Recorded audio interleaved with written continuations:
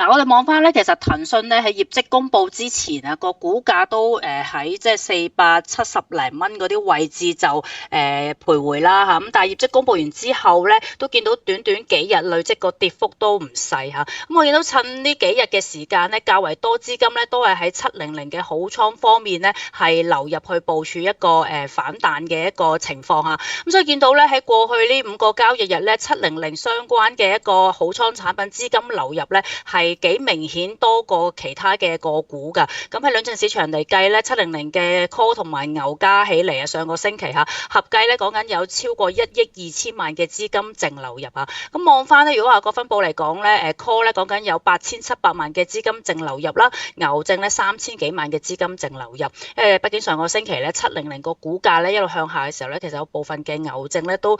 有個強制收回嘅情況喺度。咁投資者可能就避開以牛證去做部署反彈啦，較為多資金喺 call 輪身上咧去做操作嚇。咁今日咧其實見到咧喺700嚟計咧有個即係反彈嘅情況喺度，大概而家暫時咧係反彈1%左右啦。咁而市場上嘅資金咧喺相關嘅 call 輪身上去做部署嘅話咧，較為多即係成交比較暢旺少少啦。揀緊個行使價咧喺520零蚊左右呢啲水平嘅一啲產品嚇。咁我帶一隻700嘅 call 俾大家去參考啦。700嘅 call 輪選擇14720，14720呢個行使價525蚊嘅，年期嚟講咧就中長期啦，今年嘅12月尾到期嘅產品，比起實際槓桿效應咧大概有8倍左右。咁我哋可以望埋咧近日咧引伸波幅嘅一個表現嚇，咁可以見到咧佢都係喺34至36之間呢兩個波幅點內啦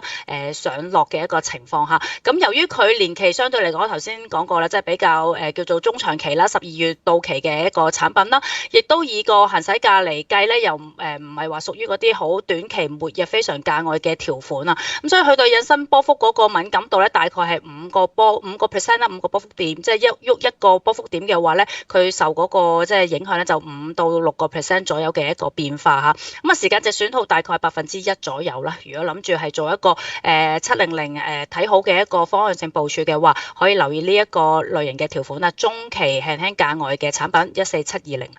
好，咁啊，見到大行咧都係繼續睇好翻咧騰訊份業績嚇，咁認為咧一個短線嘅資本開支嘅增加咧，長遠咧可能都會為佢嘅 AI 業務咧帶嚟一個理想嘅增長嚇。